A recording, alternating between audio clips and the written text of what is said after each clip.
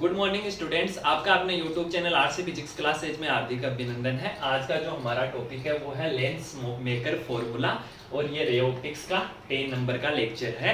आपने last lecture में lens के बारे में आपने जानकारी प्राप्त की थी कि लेंस क्या होता है, किस प्रकार वो इमेज फॉर्म करता है। तो अब देखिए आज का जो टॉपिक है वो लेंस मेकर सूत्र, या एग्जाम में इसको ऐसे भी पूछा जा सकता है कि पतले लेंस से अपवर्तन को समझाइए। अगर ये एग्जाम में आता है तो 3 नंबर का क्वेश्चन आपको पूछा जाएगा।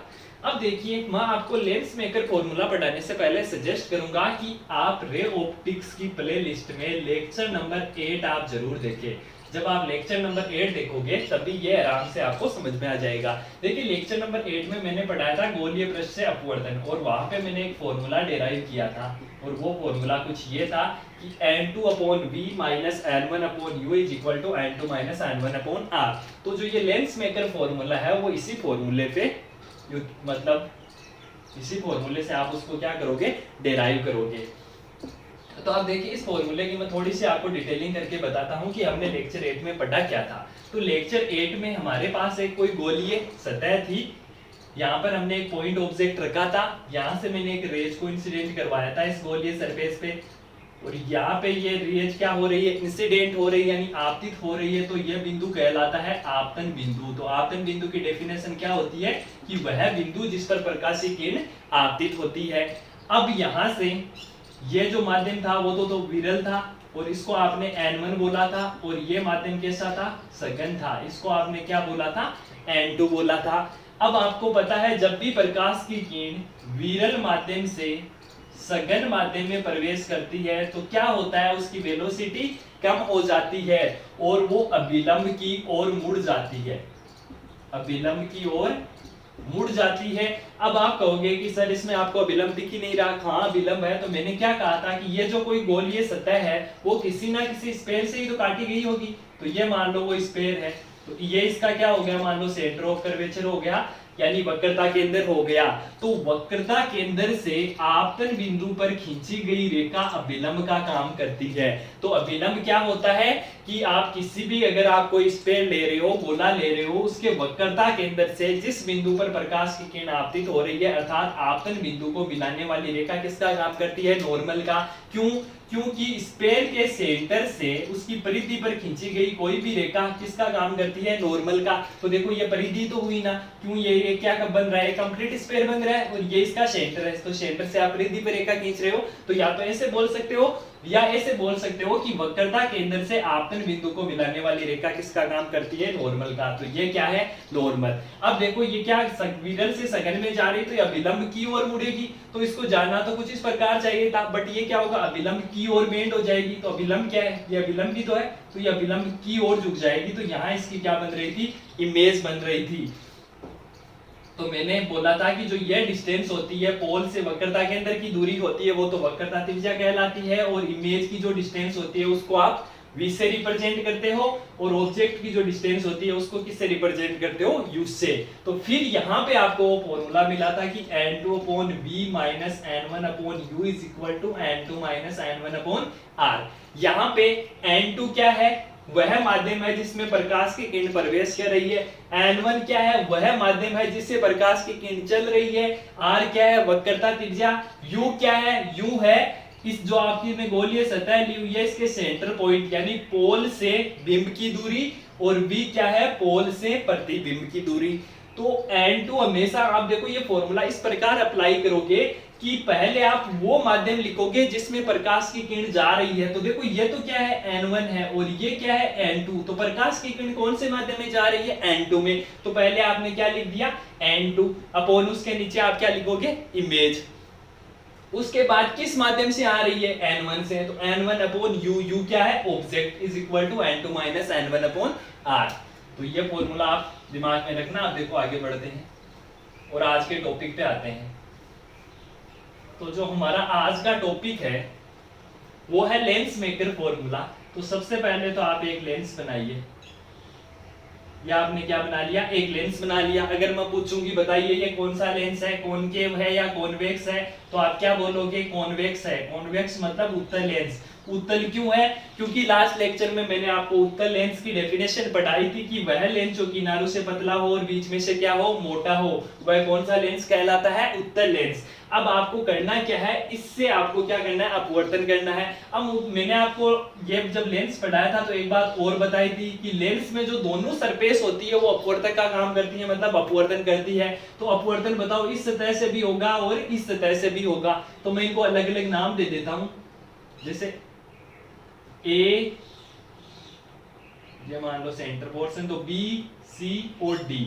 तो एक बार तो आप अपवर्तन किससे करवाओगे, ए बी सी सतह से, और एक बार किससे करवाओगे, ए डी सी से।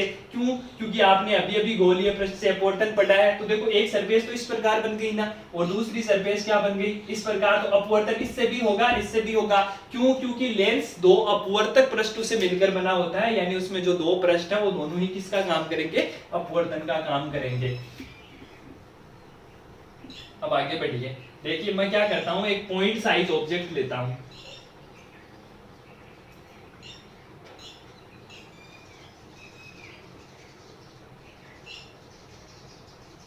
यहाँ पे मैंने क्या किया, पॉइंट साइज ऑब्जेक्ट ले लिया। अब यहां से आपको पता है किसी भी ऑब्जेक्ट की इमेज बनाने के लिए उससे कितनी रेज पास होनी चाहिए, 2 रेज। तो मैं पहली रेज इसके ऊपर इंसिडेंट करवाता हूं।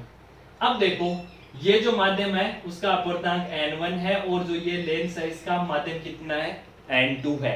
अब मुझे बताओ n1 विरल है या n2 विरल है? अरे भाई देखो इसके बाहर तो क्या है, एयर है, और जो आपको पता है लेंस किसका बना होता है, ग्लास का, कांच का। तो इसके अंदर क्या है, कांच। तो कांच सघन हुआ या हवा सघन हुई, कांच सघन हुआ। तो प्रकाश की किरण किससे किस माध्यम में जा रही है, प्रकाश की किरण जा रही है विरल टू सघन, और विरल से सघन में जाती है तो वेलोसिटी कम हो जाती है, और प्रकाश की किरण क्या होती है, अभिलंब की ओर झुक जाती है। अब आप कहोगे कि इसमें अभिलंब कहाँ है, तो अभिलंब के लिए मैंने क्या कहा था कि भाई ये जो स्फीयर है वो जो ये गोलीय सतह है वो किसी ना किसी स्फीयर से मिलकर बनी होगी, और उसका कोई ना कोई सेंटर होगा। तो मैं मान लेता हूं ये उसका सेंटर है। तो मैंने क्या कहा था कि इस सेंटर से आपतन बिंदु पर एक रेखा खींच दो। ये रेखा किसका काम करेगी, ये रेखा काम करेगी अभिलंब का। तो ये क्या हो गया, ये हो गया इसके लिए अभिलंब। अब प्रकाश की किरण किससे किस में जा रही है, विरल से सघन में। तो प्रकाश की किरण क्या हो जाएगी, अभिलंब की ओर झुक जाएगी। तो यहाँ इसकी क्या बन जाएगी, इमेज। और इस इमेज को मैं नाम दे रहा हूं आई डैश। क्या नाम दे रहा हूं, आई डैश। अब आपको पता है ये डिस्टेंस कितनी हो जाएगी, r, सेंटर से वक्रता केंद्र की दूरी, और सेंटर से जो प्रतिबिंब की दूरी होती है उसको v से रिप्रेजेंट करते हैं। और मैं मानता हूं कि यहाँ मैंने वो डिस्टेंस क्या ले रखी है, v डैश ले रखी है। और आपको पता है बिंब की दूरी कितनी होती है, u। अब देखो आपके मन में एक सवाल आ सकता है कि सर आपने जो u लिया है वो इस बिंदु से लिया है, इस बिंदु से लिया है, या इस बिंदु से। अगर मैं इसको o नाम दूं तो आप देखो ये भी बोल सकते हो कि सर ये b से लिया गया है, या o से मापी गई है, या d से मापी गई है। तो देखो जो आपके सिलेबस में जो लेंस है ना वो बहुत थिन है, इनका मतलब बहुत पतले लेंस है। ये इतने पतले लेंस है कि आप इस डिस्टेंस को नगण्य मानकर छोड़ सकते हो, यानी ये एकदम पास है। ये आपको जूम करके दिखाया गया है, क्योंकि अगर बहुत पतले लेंस बना दिए जाते तो फिर आपको मतलब एक्सप्लेन नहीं कर पाते कि किस प्रकार अपवर्तन हो रहा है और किस प्रकार परावर्तन हो रहा है। इसलिए इनकी साइज ये क्या है, बहुत थिन है। तो थिन होने का मतलब चाहे तो आप b से मापो, चाहे o से मापो, चाहे d से मापो, फर्क नहीं पड़ने वाला। ये तीनों में से देखा जाए तो एक ही पॉइंट है, क्योंकि ये लेंस क्या है, पतले हैं। तो आप कंफ्यूज मत होना कि u o से मापा गया है या b से या d से, ये कहीं से ही मापो, एक ही बात है, ये u होगा और ये डिस्टेंस क्या हो जाएगी, v डैश। अब चलो हम बात करते हैं फॉर्मूले की। तो हमने क्या फॉर्मूला डिराइव किया था, n2 upon v minus n1 upon u is equal to n2 minus n1 upon r। बताओ यही फॉर्मूला डिराइव किया था। और मैंने क्या बोला था कि प्रकाश की किरण किस में जा रही है उसको पहले लिखोगे, और किस से जा रही है उसको बाद में लिखोगे। तो बताओ प्रकाश की किरण किस से जा रही है, n1 से। किस में जा रही है, n2 में। भाई n1 से n2 में ही तो जा रही है। तो प्रकाश की किरण n1 से जा रही है n2 में, तो किस में जा रही है, मैंने कहा उसको पहले लिखो, तो n2 में जा रही है। उसके नीचे ये जो v होता था वो क्या होता था, वो होता था इस सेंटर से या b से या d से, मतलब पोल से उस प्रतिबिंब की दूरी। तो बताइए पोल से प्रतिबिंब की दूरी कितनी दिख रही है आपको, ये रहा आपका पोल और ये रहा प्रतिबिंब। तो v डैश ही दिख रही है ना, चाहे o हो, चाहे d हो, चाहे b हो। तो यहां मैं क्या लिख दूंगा, v डैश माइनस किस से आ रही है प्रकाश की किरण, n1 मीडियम से, तो n1 अपॉन u और u क्या होती थी, ऑब्जेक्ट डिस्टेंस मतलब बिंब की दूरी, तो बिंब की दूरी कितनी है u is equal to n2 minus n1 upon में इस सरफेस की जो वक्रता त्रिज्या है उसको मान रहा हूं r1। कितनी मान रहा हूं r1 बाई ये जो डिस्टेंस है वो ये जो वक्रता त्रिज्या है वो कितनी है r1। तो बताओ ये बात समझ में आई। मैंने क्या कहा कि जिसमें प्रकाश किरण जाती है उसको पहले लिखोगे, जिससे जाती है उसको बाद में लिखोगे। यहाँ आप इमेज डिस्टेंस लिखोगे, यहाँ आप ऑब्जेक्ट डिस्टेंस लिखोगे, यहाँ वक्रता त्रिज्या। तो मैंने मान लिया कि जो पहली सरफेस है उसकी वक्रता त्रिज्या कितनी है r1। बताओ ये इक्वेशन समझ में आया, यस और नो। अब देखिए ये तो हो गया इस सतह से अपवर्तन। अब मैंने क्या कहा था कि भाई लेंस की तो दोनों ही सतह अपवर्तन का काम करती है। क्यों, डेफिनेशन इस प्रकार दी जाती है कि दो अपवर्तक पृष्ठों से बना कोई मीडियम या कोई डिवाइस वो क्या कहलाता है, लेंस। तो अब ये जो सरफेस दिख रही है ये भी क्या करेगी, अपवर्तन का काम करेगी। तो अब देखो यहां मैं आपको एक नोट लगा के बात लिखवाता हूं, वो बहुत इंपॉर्टेंट है कि अगर आपको दो सरफेस दी हुई हो, कितनी सरफेस दी हुई हो, दो सरफेस का मतलब आपको दो सतह दी हुई हो, तो पहली सतह से प्राप्त प्रतिबिंब दूसरी सतह के लिए बिंब का काम करता है। क्या लिखवाया नोट्स में मैंने कि पहली सतह से प्राप्त प्रतिबिंब, ध्यान रखना ये बहुत इंपॉर्टेंट लाइन है, पहली सतह से प्राप्त प्रतिबिंब दूसरी सतह के लिए किसका काम करता है, बिंब का। तो क्या मुझे आप बता सकते हो कि पहली सतह से जो प्राप्त प्रतिबिंब है उसकी सेंटर से पोल से डिस्टेंस कितनी है, v डैश। तो क्या मैं ऐसा लिख सकता हूं u is equal to v dash, yes और नो। क्या है लाइन, पहली सतह से प्राप्त प्रतिबिंब दूसरी सतह के लिए किसका काम करता है, बिंब का। और बिंब की दूरी को आप किससे रिप्रेजेंट करते हो, u से। तो u क्या v डैश नहीं हो जाएगा, क्यों, क्योंकि पहली सरफेस से आपको जो इमेज मिल रही है, प्रतिबिंब मिल रहा है, वो कितने डिस्टेंस पर मिल रहा है, v डैश पर। यह इस दूसरी सरफेस के लिए किसका काम करेगा, बिंब का। तो u के बराबर तो क्या जाएगा, v डैश। और अब मुझे बताओ कि यह जो प्रकाश की किरण है अब n2 से n1 में नहीं जा रही क्या, और n2 से n1 जा रही है, इसका मतलब ये किस से किस में जा रही है, सघन से किस में जा रही है, विरल में। तो सघन से विरल में अगर कोई प्रकाश की किरण प्रवेश करती है तो वो क्या होती है, अभिलंब से दूर हट जाती है। तो ये मान लो कि इस पर रेज इंसिडेंट हो रही है। अब इसके लिए जो सेंटर ऑफ कर्वेचर होगा वो क्या होगा, वो आपको इस स्फीयर का लेना पड़ेगा। तो यहां मान लो कि भाई सेंटर ऑफ कर्वेचर है, तो यहां से आप एक रेखा ड्रॉ कर दो। तो वो रेखा किसका काम करेगी, इसके लिए नॉर्मल का। और क्या बोला है कि यह प्रकाश की किरण नॉर्मल से क्या हो जाएगी, दूर हट जाएगी। तो ये आखिरी इमेज आपको यहां कहीं मिलेगी, और I और इसकी डिस्टेंस है v। ठीक है, क्या कहा मैंने कि आप पहले तो आपने इस सरफेस से क्या किया, अपवर्तन करवा लिया। अब आपको इस सतह से अपवर्तन करवाना है, तो इस सतह से अपवर्तन करवाना है तो देखो यहां प्रकाश की किरण आ रही है। तो अब यहां जो विलंब बनेगा वो कहां बनेगा, वो आपको क्या करना पड़ेगा, इस सरफेस का सेंटर ऑफ कर्वेचर लेना पड़ेगा। और यहां से इस आपतन बिंदु पर मिलाती हुई रेखा किसका काम करेगी, नॉर्मल का। अब ये किस से किस में जा रही है, सघन से विरल में, तो यह विलंब से क्या हो जाएगी, दूर हट जाएगी। अब ये क्या है इसका, ये इसका अभिलंब है। तो अगर ये इस प्रकार जाती तो अभिलंब की तरफ होती, ये इस तरफ बेंड हो गई, तो ये क्या हो गई, अभिलंब से दूर हट गई। तो अब मुझे बताओ, इसी के लिए आप इस फॉर्मूले को काम में लेते हैं। तो फॉर्मूला क्या होता है कि n2 upon v minus n1 upon u is equal to n2 minus n1 upon r। बताओ यही फॉर्मूला है। अब मैंने क्या कहा था, यह कब लगता है, जब प्रकाश की किरण n1 से n2 में जाती है।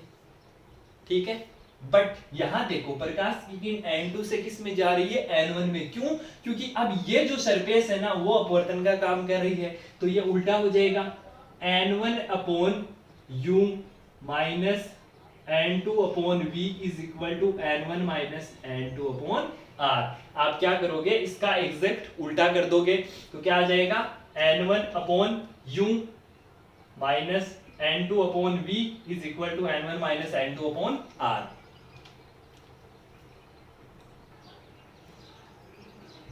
n1 upon v minus n2 upon u is equal to n1 minus n2 upon r। यानी जो पहले n2 था उसकी जगह आपको क्या करना है, n1 करना है और कुछ चेंज नहीं करना।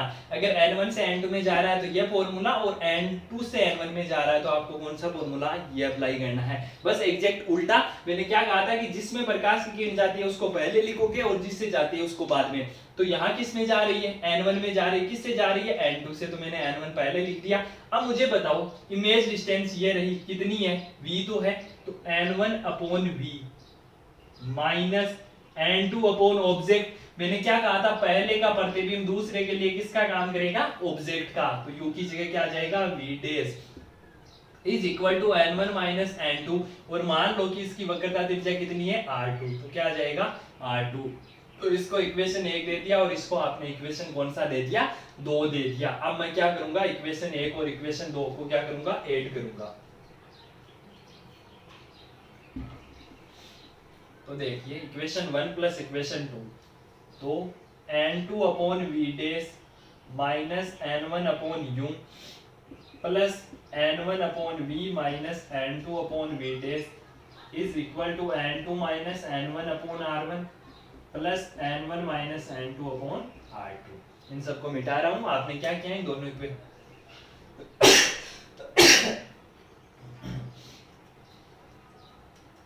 आपने इन दोनों इक्वेशनों को क्या कर दिया, ऐड कर दिया। अब देखिए यहां से देखिए n2 अपॉन v डैश किसका है, माइनस का, और ये किसका है, प्लस का। तो दोनों को क्या कर दो, कैंसिल आउट। तो यहां देखो ये पॉजिटिव है तो मैं इसको पहले लिख रहा हूं, n1 upon v minus n2 upon u is equal to n2 minus n1। देखो मैं यहां से कॉमन ले रहा हूं, तो यहां तो क्या बच गया, 1 अपॉन r1, और यहाँ क्या बच गया, माइनस का 1 अपॉन r2। यहाँ से आपने क्या किया, n2 माइनस n1 कॉमन ले लिया, तो यहाँ तो बच गया 1 अपॉन r1, यहाँ माइनस का साइन आ गया, माइनस 1 अपॉन r2। अब देखिए यहाँ से, और यहाँ पे भी n1 ही था, तो यहाँ से क्या हो रहा है, n1 कॉमन आ रहा है, तो यहाँ क्या आ जाएगा, 1 upon v minus 1 upon u is equal to n2 minus n1 1 upon r1 minus 1 upon r2। अब देखिए नेक्स्ट स्टेप में हम क्या करते हैं, इस n1 से इसको डिवाइड कर देते हैं, तो क्या आ जाएगा, 1 upon v minus 1 upon u is equal to n2 upon n1 minus n1 upon n1 1 upon r1 minus 1 upon r2। तो देखिए 1, यहाँ क्या आ गया, 1 upon v minus 1 upon u is equal to n2 upon n1 minus 1 upon r1 minus 1 upon r2।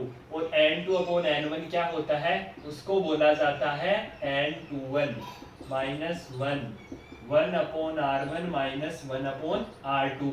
इस फॉर्मूले को इस प्रकार भी लिखा जा सकता है, n21 को म्यू भी बोला जा सकता है, तो mu minus 1 upon r1 minus 1 upon r2। और लेंस के लिए 1 upon v minus 1 upon u होता है 1 अपॉन f के बराबर, तो 1 upon f is equal to mu minus 1 upon r1 minus 1 upon r2। ये होता है final derivation of lens maker formula. तो अगर आपको पूछा जाए कि डेराइव करो लेंस मेकर फॉर्मूला, तो आपका रिजल्ट कुछ इस प्रकार आना चाहिए, 1 upon f is equal to mu minus 1, या यहाँ पे आप ये भी लिख सकते हो n2 upon n1 minus 1 upon r1 minus 1 upon r2। अब आपके मन में एक और सवाल आ रहा होगा कि सर हमने यहाँ पे साइन कन्वेंशन यूज क्यों नहीं किया। तो देखो साइन कन्वेंशन यूज इसलिए नहीं किया कि ये जो फॉर्मूला था हमारे पास, ये फॉर्मूला हमें कैसे मिला था, ये हमें तब मिला था जब हमने साइन कन्वेंशन यूज कर लिया। तो इस फॉर्मूले में पहले से ही साइन कन्वेंशन का यूज है, इसलिए मैंने आपको यहाँ पे ये नहीं बताया कि u पॉजिटिव है, u नेगेटिव है, या v पॉजिटिव है या v क्या है, नेगेटिव, क्योंकि इसमें ऑलरेडी साइन कन्वेंशन यूज्ड है। तो ये फॉर्मूला होगा 1 upon f is equal to mu minus 1 upon r1 minus 1 upon r2। अब देखो एक चीज देखो, R1 क्या आ रहा है इसके राइट साइड और R2 क्या आ रहा है लेफ्ट साइड। तो हमेशा ध्यान रखना R1 को आप कैसा लोगे, पॉजिटिव, और R2 को आप कैसा लोगे, नेगेटिव। तो यहाँ R1 को तो हमेशा ही न्यूमेरिकल्स में आप पॉजिटिव लोगे और R2 को कैसा लोगे, नेगेटिव। क्यों लोगे, क्योंकि हमने माना है कि भाई जो इसकी जो वक्रता त्रिज्या है वो R1 है और इसकी वक्रता त्रिज्या कितनी है, R2। अगर आप उल्टा करते कि इसकी R2 मान दे इसकी R1 मानते तो फिर ऐसा हो जाता है कि R2 पॉजिटिव हो जाता है और R1 कैसा हो जाता है, नेगेटिव। बट यहाँ ये देखो कि जो ऑप्टिकल सेंटर है उसके जो राइट साइड होगा उसको पॉजिटिव लोगे, लेफ्ट साइड को क्या लोगे, नेगेटिव। तो देखो R2 तो लेफ्ट साइड में आ रहा है तो R2 कैसा जाएगा, नेगेटिव, और R1 कैसा जाएगा, पॉजिटिव। तो ये होता है लेंस मेकर फॉर्मूला। अब देखिए इसके ऊपर एक दो न्यूमेरिकल करते हैं। तो इसमें हमें करना क्या था कि इसमें हमें दो रिफ्रैक्टिंग सरफेस लेनी थी, दो अपवर्तक पृष्ठ लेने थे। पहली बार तो इसको लेना था और दूसरी बार किसको लेना था, इसको। तो एक बार प्रकाश की किरण विरल से सघन और दूसरी बार सघन से विरल। तो एक बार तो अभिलंब की ओर मुड़ गई और एक बार अभिलंब से क्या हो गया, दूर हट गया। अभिलंब क्या होता है, अभिलंब होता है कि जिस गोले को आप ले रहे हो उसके वक्रता केंद्र से आपतन बिंदु पर खींची गई रेखा हमेशा किसका काम करेगी, अभिलंब का। तो देखिए इसके ऊपर एक दो न्यूमेरिकल। देखिए पहला क्वेश्चन कि किसी कांच के उभयोतल लेंस के पृष्ठों की वक्रता त्रिज्याएं क्रमशः 20 सेंटीमीटर व 30 सेंटीमीटर है। कांच का अपवर्तनांक कितना है, तो लेंस की फोकस दूरी ज्ञात करो। तो मैंने क्या कहा था कि कोई भी अगर न्यूमेरिकल हो तो उसको सोल्व करना हो तो सबसे पहले तो आप वो राशियां लिखिए जो आपको दी हुई है। तो आप वर्ड लिखोगे गिवन, या हिंदी में लिखना चाहो तो दिया है। तो देखो आपको क्या दिया हुआ है, लेंस की वक्रता त्रिज्याएं दी हुई है। तो पहले जो दी हुई है उसको मैं R1 लिख लेता हूं। तो R1 क्या आ गया, 20 सेंटीमीटर। दूसरी जो दी हुई है उसको मैं क्या लिख लूंगा, R2। तो R2 कितना हो गया, 30 सेंटीमीटर। तीसरी बात, कांच का अपवर्तनांक यानी म्यू का मान दिया हुआ है, या आप इसको बोल सकते हो n21। तो इसका मान आपको कितना दिया हुआ है, 1.5। पूछा क्या है, लेंस की फोकस दूरी यानी f की वैल्यू आपको क्या करनी है, फाइंड करनी है। तो अभी अभी आपने, तो आप यहाँ क्या लगा दोगे, वी नो दैट, हम जानते हैं। आप क्या जानते हो, लेंस मेकर फॉर्मूला जानते हो, 1/f is equal to mu minus 1 1/R1 minus 1/R2। और देखो मैंने जब ये आपको फॉर्मूला डेराइव करवाया था तो वहां पे एक बात लिखाई थी, और ये बात हमेशा आप दिमाग में रखोगे कि R1 को तो पॉजिटिव लेना है और R2 को कैसा लेना है, नेगेटिव। हमेशा आप ये ध्यान रखोगे, R1 पॉजिटिव होना चाहिए, R2 कैसा होना चाहिए, नेगेटिव। तो देखो R1 20 सेंटीमीटर है तो R1 तो क्या होगा, +20, और R2 कैसा होना चाहिए, नेगेटिव। तो R2 क्या होगा, -30। तो ये वैल्यूज यहाँ पुट कीजिए। तो देखिए 1/f is equal to mu का मान कितना है, 1.5 -1 1/R1, R1 कितना है 20 माइनस 1 क्या आ गया 30। तो देखिए ये किसका हो गया, प्लस का। तो यहाँ से तो बच गया 0.5, और यहाँ 20 और 30 का लघुत्तम कितना आ गया 60। तो 20 प्लस कितना आ गया 0.5 इंटू 5/60, तो 12 है। तो यहां से देखिए ये तो वैल्यू आ गई 1/f की, कितनी आ गई 0.5/12 है। यहां से मैं अगर f निकालना चाहूं तो इसको हटा दो, तो 20 24, तो f का मान कितना आ गया 24 सेंटीमीटर। तो ये इसका सॉल्यूशन था। आपको ये न्यूमेरिकल दिया हुआ था तो आपको वैल्यूज में हमेशा R1 को पॉजिटिव लेना है, R2 को कैसा लेना है, नेगेटिव। ये फॉर्मूला अप्लाई करना था और आपको मान किसका निकालना था, f का। तो कितना आ गया 24 सेंटीमीटर। आप देखिए नेक्स्ट क्वेश्चन। देखिए नेक्स्ट क्वेश्चन है कि एक उत्तल लेंस की वक्रता त्रिज्याएं है 20 सेंटीमीटर तथा 30 सेंटीमीटर। लेंस के पदार्थ का अपवर्तनांक है 1.5। यदि लेंस जल जिसका अपवर्तनांक है 1.33 में रखा जाए तो इसकी फोकस दूरी ज्ञात करो। तो देखिए सबसे पहले तो वही बात कि क्या क्या आपको गिवन है। तो देखो आपको वक्रता त्रिज्याएं दी हुई है, तो R1 की वैल्यू आप लिख दो 20 सेंटीमीटर और R2 की आप कितनी लिख दो 30 सेंटीमीटर। अब मुझे बताओ R1 को कैसा लेना था, पॉजिटिव, R2 को कैसा लेना है, नेगेटिव। अब देखिए आपने लास्ट में तो म्यू लिख दिया लास्ट क्वेश्चन में, तो क्यों, क्योंकि वहां पर तो आपको एक ही अपवर्तनांक दिया हुआ है, बट यहाँ देखो आपको दो अपवर्तनांक गिवन है 1.5 और 1.33। तो वहां आराम से अप्लाई कर सकते हो कि यहाँ फॉर्मूला जो लगेगा वो लगेगा n2/n1, यानी यहाँ n21 वाला फॉर्मूला लगेगा। तो देखो यहाँ n2 का मान कौन सा होगा, n1 का मान कौन सा होगा। तो देखो क्वेश्चन को ढंग से पढ़िए, आपको क्वेश्चन ही जवाब दे देगा कि n2 का मान कितना होगा और n1 का मान कितना होगा। तो देखो एक उत्तल लेंस जिसकी वक्रता त्रिज्या 20 सेंटीमीटर तथा 30 सेंटीमीटर लेंस के पदार्थ का अपवर्तनांक, यानी लेंस मान लो कि कांच से मिलकर बना है। मैंने क्या कहा था कि दो अपवर्तक पृष्ठों के मध्य एक पारदर्शी माध्यम भरा जाता है, तो यहाँ जो भरा हुआ है उसका मान कितना हो गया 1.5। और क्या है इसको आपको इसमें को आपने किस में रखा है, जल में रखा है, तो यहाँ चारों तरफ जल है, तो इसके बाहर कौन सा मीडियम है, जल, और जल का आपको कितना दिया 1.33, तो इसका आप n1 से कहाँ जाते थे n2 में। तो अब मुझे बताओ n1 का मान कितना दिया हुआ है 1.33 और n2 का कितना दिया हुआ है 1.5। तो लेंस जिसका बना हुआ है उसको आप अंदर लिख दो, और किस में आपने डुबोया है, जल में रखा है, एयर में रखा है, उसको आप कहाँ रख दोगे, बाहर रख दोगे। तो n1 का मान तो 1.33 और n2 का मान कितना है 1.5। अब आपको पूछा गया है फोकस दूरी, तो फॉर्मूला अप्लाई कर दो 1/f = n2/n1 - 1/r1 - 1/r2। सबकी वैल्यू पुट कर दो, तो n2 की वैल्यू 1.5, n1 की 1.33 माइनस 1/r1, r1 कितना है 20 माइनस 30। तो इन सब को आप सोल्व करोगे ना, तो यहाँ से आपको फोकस मिलेगा 96 सेंटीमीटर। और देखो आपको लेंस कौन सा दिया हुआ है, उत्तल लेंस। तो जो उत्तल लेंस होता है उसकी फोकस हमेशा कैसी होती है, पॉजिटिव। और आपका जो लास्ट क्वेश्चन था उसमें आपको कौन सा लेंस दिया हुआ था, उभयोत्तल, यानी उभय प्लस उत्तल। तो मैंने कहा था कि ये जिन दो वर्डों से मिलकर बना होता है उसका लास्ट वर्ड आपको उठाना है, तो लास्ट वर्ड कौन सा है, उत्तल। तो उसमें भी जो 24 सेंटीमीटर आया था वो कैसा आएगा +24 सेंटीमीटर। तो इसका मान कितना आ गया +96 सेंटीमीटर।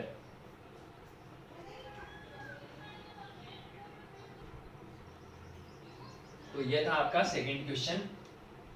और जो आपके नोट्स है वो आपको पीडीएफ में कंटिन्यूअसली मिल रहे हैं, और किसी भी प्रकार का कोई डाउट हो तो आप कमेंट सेक्शन में कमेंट करके पूछ सकते हो। Thank you students.